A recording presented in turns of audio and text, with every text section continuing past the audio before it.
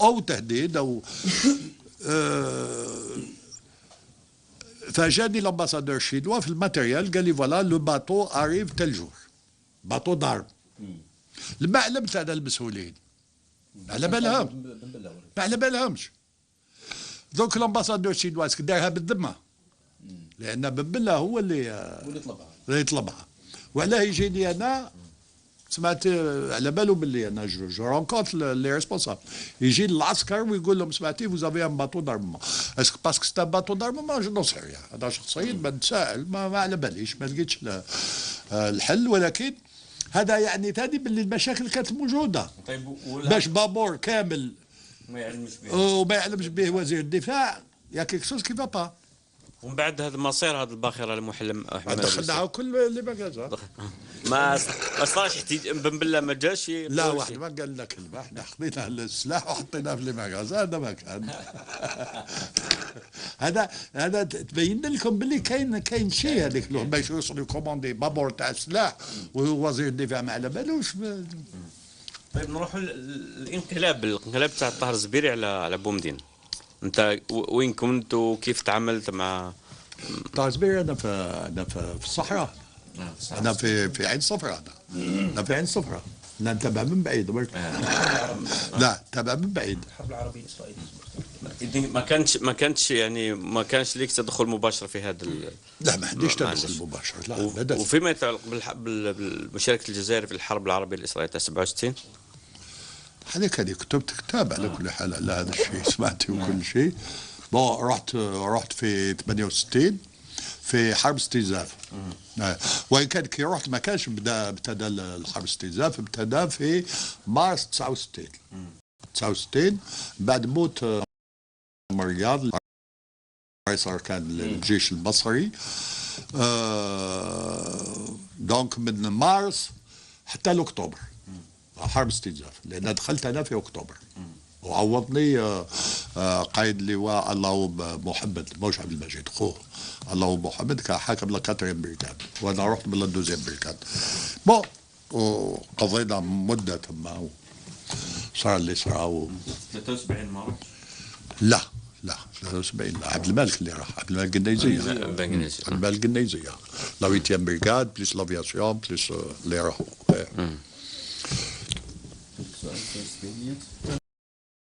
في هذه الفترة سي خالد انت طبعا الجزائر كان عندها في هذيك الفترة كان عرف الجيش بحد ذاته يعني إعادة تنظيم إعادة هيكلة كان السلاح يزيد فيه تدريب وتكوين. وش كان دورك انت في الجيش في هذه الفترة هذه؟ أنا قائد وحدة قائد لواء. أنا في هذيك الوقت عليك 68 66 رحت قائد لواء 66. تعينت قائد لواء 66 اللواء الثاني الجزائري. اللواء الثاني كان اللواء الاول واللواء الثاني. اللواء الاول كان في سيدي بالعباس واللواء الثاني كان في عين صفراء. انا هو كان عبد القادر عبد اللوي في بالعباس وانا في عين صفراء. ومن بعد تكون الثالث مع محمد علاق. قادوا محمد علاق في تندوف لو تروازيام. الكاتريام اللي قلت كاتريام بريغاد سي واسمها محمد اللهوم. الاول اللي راح وهو عبد الرزاق بوحاره مع زرقيني كممثل للجيش الجزائري وعبد الرزاق كممثل كقائد لوحده ماهوش لواء ولكن مجموعه كتائب. 3 كتائب يقيل 3 كتائب ليكيفالون داي ريجيمون جون بريغاد سون سي زابوي. فوالا راح بها عبد الرزاق وما دار عليها عبد القادر عبد اللوي. ومن بعد رحت انا ومن بعد راح لهم. من ثم من بعد ما وقعت معركه السادات هذيك الوقت مع دخلوا على كيف نقولوا على لو كان على لا سورتو العمليه تاع السويس قناه السويس قناه السويس هذيك هي العمليه اللي نجحت. العمليه اللي نجحت. يا اخي في هذيك الوقت كانت ازمه بيننا وبين المصريين. وقعت ازمه ودخلنا كل في اسبوع وقال اقزام ومانيش عارف وكل شيء. وقعت من ثم تكونت المجموعه اللي فيها سوريا، فيها اسمه ليبيا، فيها الجزائر، فيها صمود والتصدي. فوالا وقعت هذيك الوقت، هذيك المجموعه هذيك تاع واش تقصد بالاقزام هذه يقولون؟ السادات في الديسكور تاعو قال هذه الجماعه اللي راهم يكونوا صمود وتصدي اقزام.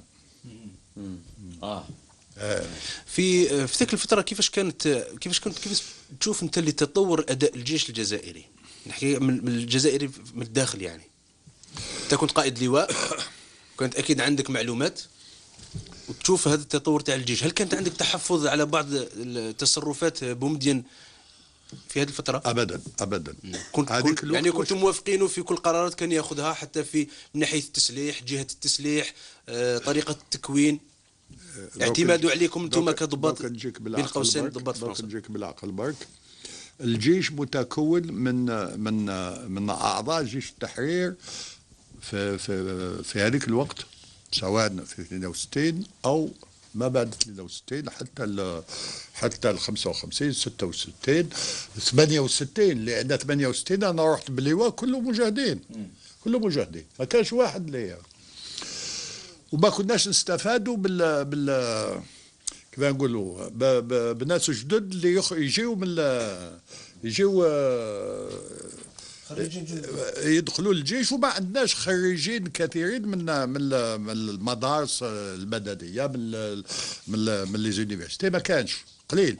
وزيد الطلب في جهات اخرى، لان برنامج بومدين كان برنامج واسع بالنسبه للتنميه، فكل الطاقات اللي تخرج تروح لهذاك الميدان. وزيد بزياده الدوله اللي تخرج من الحرب، الجيش منهك، موش هو اللي مقصود الاول. الناس يقصدوا ماذا بهم الناس ما يبعثوش اولادهم سمعتي، وهذه وقعت في كل الحروب. دونك اون ايتي دون ان كور دو فاغ، معناتها با دو ريكروتمون. وقت استفاد الجيش في مشكله الصحراء الغربيه. استفاد استفاد لو سيرفيس ناسيونال، سي تو. هذا يعنيك باللي الجيش كان محسوب ما عندوش اولويه بالنسبه للشعب تقصد؟ لا، بالنسبه للبومدين بالنسبه للجيش ماهوش الاولويه تاعو، ماهيش الاولويه تاعو. نفس الشيء بالنسبه للحزب، ما عندوش اولويه. دونك همش شويه نوعا ما، لان عنده هو هدف، وهو تنميه البلاد. دونك كل القوه كان موجهه للتنميه. كانت هذيك الوقت يتكلموا على التصنيع المصنع، ويتكلموا على التصنيع الثقيل، ويتكلموا سمعتي، وانطلقت الامور سمعتي. كان اختيار.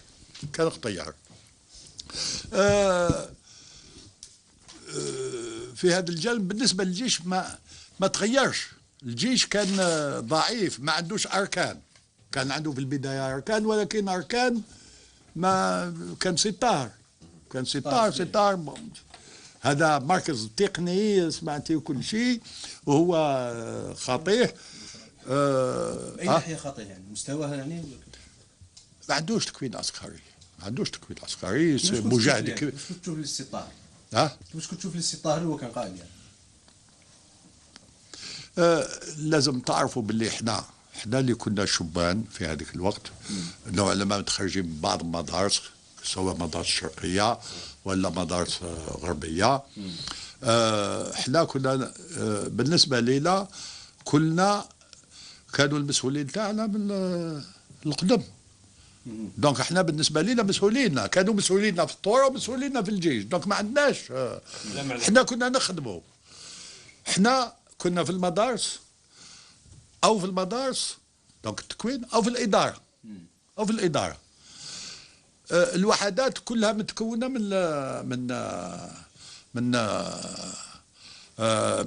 من جيش تحرير. كلها. دونك القوه الضاربه في في الوحدات ماهيش في كي تقول له باللي جماعه ومجموعه ما كان عندنا حتى نفوذ، اي نفوذ، ما عندهم حتى نفوذ. كلها الوحدات كلها والمسؤولين تاع النواحي كلهم تاع ثوره، كلهم تاع ثوره، والقوه ثم قوه الجيش ثم ذاك الاخر خلاص سمعتي كيما يقول خرباطه، هذا ما كان سمعتي ما تعطيوناش القيمه هذه تاع وقال له ما ادريش عارف بدل. جينا دوك تعطينا تقييم من كل النواحي فترة حكم بومدين. هناك من يقول انه كان رايح لو ما ماتش لو فتح التعدديه السياسيه ماشي بعيده ما توصلش ربما حتى نهايه الثمانينات حتى تجي حتى اكتوبر. هناك من يقول العكس، هناك من يقول بومدين كان ديكتاتور، هناك من يقول بومدين خدم البلاد. انت من موقعك كعسكري كيف تقيمنا فترة حكم بومدين؟ حبيت نكمل برك ونرجع لافير تاع بومدين. تكلمت على السيرفيس ناسيونال، لابور دو سيرفيس ناسيونال بور لارمي. Il a été extraordinaire. Il a été extraordinaire لأن هذيك الوقت c'est du sang nouveau. Il n'y avait pas de sang nouveau في l'ANP. Il n'y avait rien. Absolument rien. ما كانش تجديد، ما كانش مستوى، ما كانش ما عدا كالك جون كي رجوا في وقت الثوره. سمعت كيما قلت لك متخرجين من الكليات الشرقيه والا سمعتي هاربين من عند فرنسا. هادو هما احنا on était affectés dans des fonctions d'administration, de formation, et c'était tout à fait normal. C'est tout à fait normal لأن لازم تكون الجيش. وكما قلت لك جابوا حتى من ضباط فرنسا اللي ما شاركوش خلاص في سمعتي، جابوا حوالي 50 واحد ماهيش لأن صفاو دابور عطاو دي كريتير، اختاروا قال الناس اللي ما عندهمش شبهات ما خدموش ضد الجيش الجزائري، الجيش الثوره وكل شيء في ما كان عمل تاع عمليات، هذو اختاروهم. ومن بعد ظهرت ان فيهم ناس سمعت انا شخصيا عينت اسم تاع واحد لا جندرمي نحاول لان بدات من بعد. علاش من يكون هذا؟ كان ضابط عند فرنسا. اسمه ها ما عرفتش على اسمه نقول. وين عرفته وين انا قلت جيش سمعت لي في 300 الف جندي. انا كيف دوك نشفالك على سمعتي واحد ضبط كبير لا كنت واحد الوقت سمعت لي الكتيبه فيها 700 جندي نعرفهم بالاسم في الثوره، نعرفهم بالاسم بصح بعد خلاص ابي كي توصل لواحد المستوى ما تنجمش باش تعرف الناس تعرف المسؤولين المرؤوسين تاعك تعرفهم، ولكن باش تعرف الاسم تاع الجندي لا ما شفاش عليه ما شفاش عليه لان شفته انا في المانيا، شفت سمعتي نعرف التصرفات نتاعو على ذلك علمت به. هذا ما كان علمت به ونحاول مباشره. دونك التصفيه مشات شويه نظن نحاو بعض منهم ماهيش حاجه كبيره والاخرين بقاو حتى ملي كنت انا كنت في اللجنه نتاع كي كنت في قائد قوات البريه ونائب اركان. كان عيني رئيس الراحل شادي بجديد لجنه كيف يقولها الترقية والخروج من الجيش. الترقية والإحالة على التقاعد. والإحالة للتقاعد.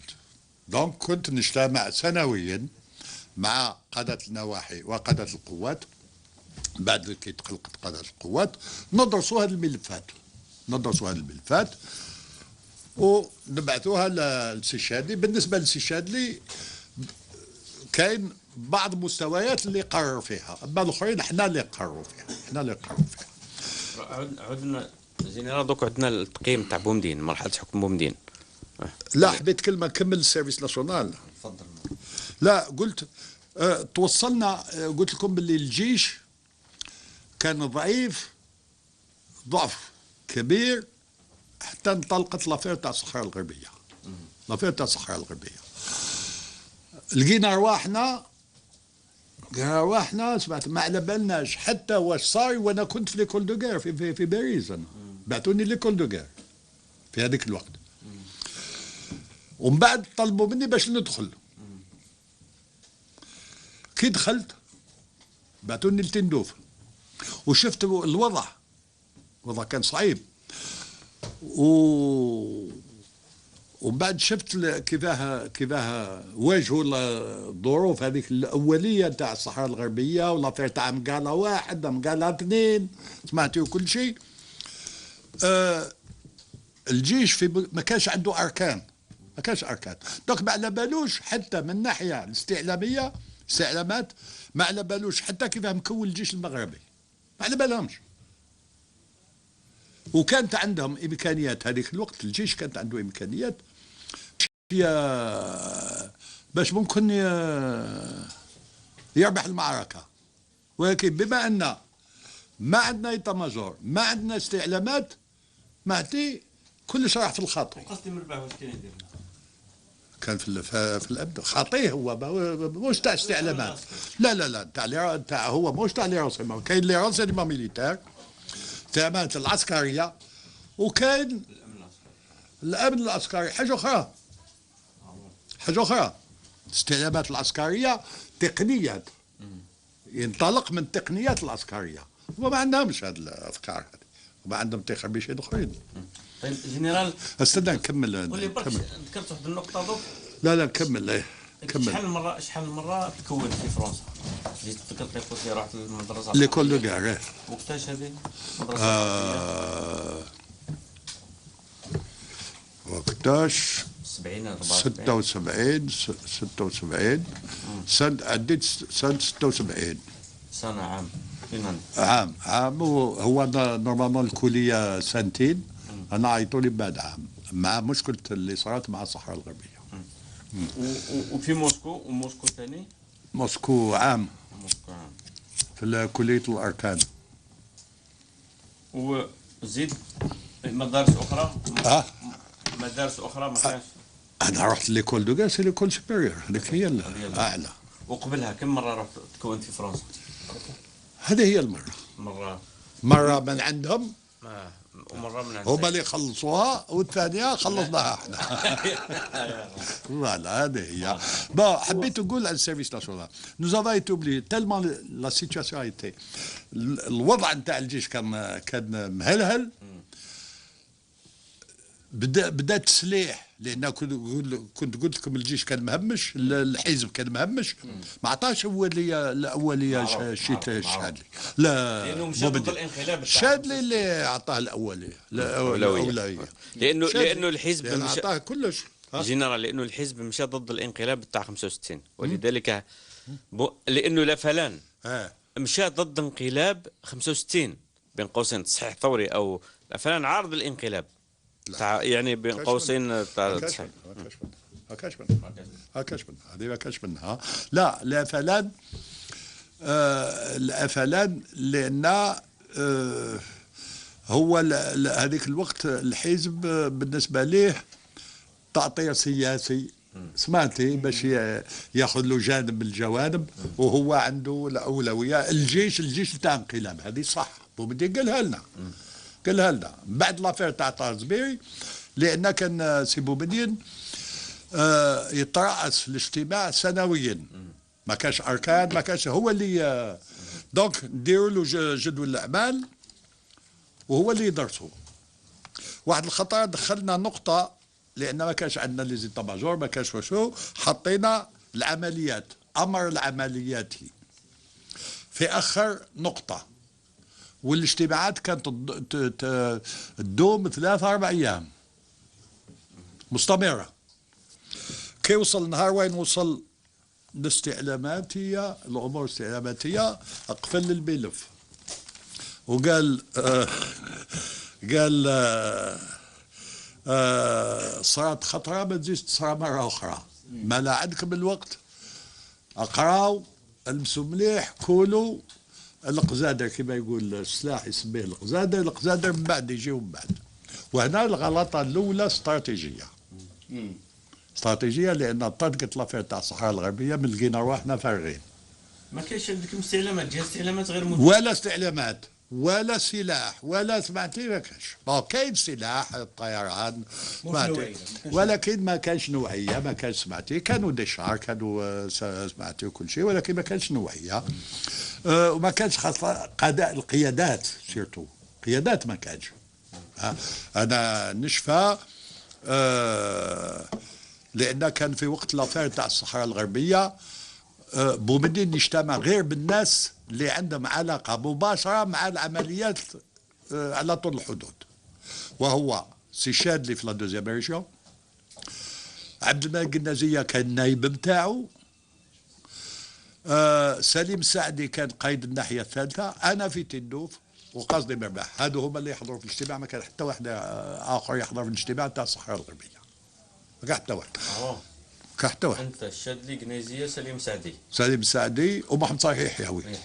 محمد صالح يحيوي اللي كان في هذيك الوقت في شرشال، وإنما كان في أمقال لاان كان في تندوف، هو كان في تندوف. تندوف بشار اسمها تندوف سيرتو في تندوف.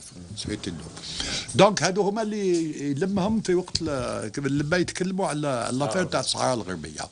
لا حبيت برك نوضح، قلت تلما الجيش كان في مستوى ضعيف، وبدا التسليح يجي، جاو لي ميسيل صام 1 صام 2 سيرتو، والا سي لي صام 6 نو لي صام 2 اللي كانوا عندنا بكري، لي صام 6 هذا سلاح امريكي.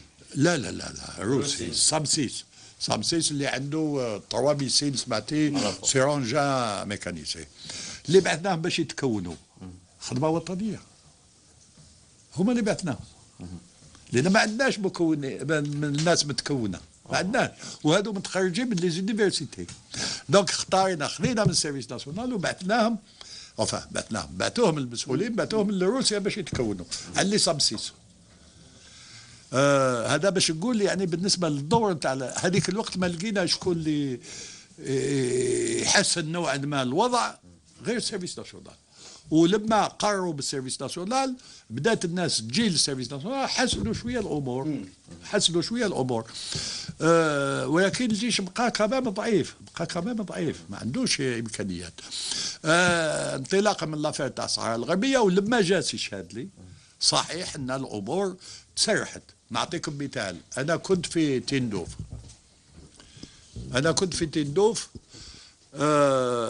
كل سنه نبدلوا لواء من تندوف، يطلع ويدخل ويهبط لواء جديد.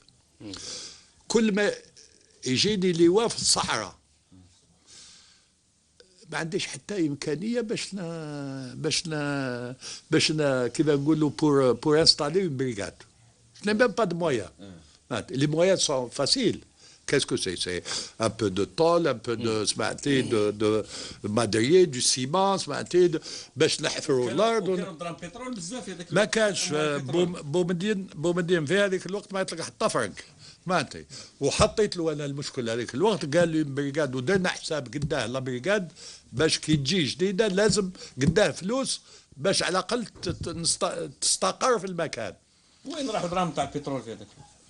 اللي يتصرفوا فيه هما اللي قايمين بهذا الشيء، ولكن عطاو، هذه فهمتك، عطاو اولويه، ولا اولويه كم تعرفوها، تصنيع ولا تصنيع واسمه، قال الجيش على جهه، قال واسمه من بعد عندكم وقتكم. هذه هي، واحنا قابلين بها هذيك الوقت. بصح وقتها فقنا، احنا كنا صغار، كنا بومدين عرفناه في الثوره، عرفناه في الحدود، عرفناه منظم، عرفناه بالنسبه لنا مسؤولنا معترفين به، سمعتي، وعلى هذيك مشينا في الديزلا جوان بغير تردد، سمعتي كل شيء. من بعد طبعا نتساءل، بعد وقعت لافير تاع الصحراء الغربيه، على بالنا باللي دار مشكله كبيره بالنسبه ما خداش الاحتياط، نتكلم عن الاحتياط. الاحتياط لما يقول لنا باللي عندكم وقت وكل شيء وجي ريغلي البروبليم. هذيك الوقت كان كذا يسميها،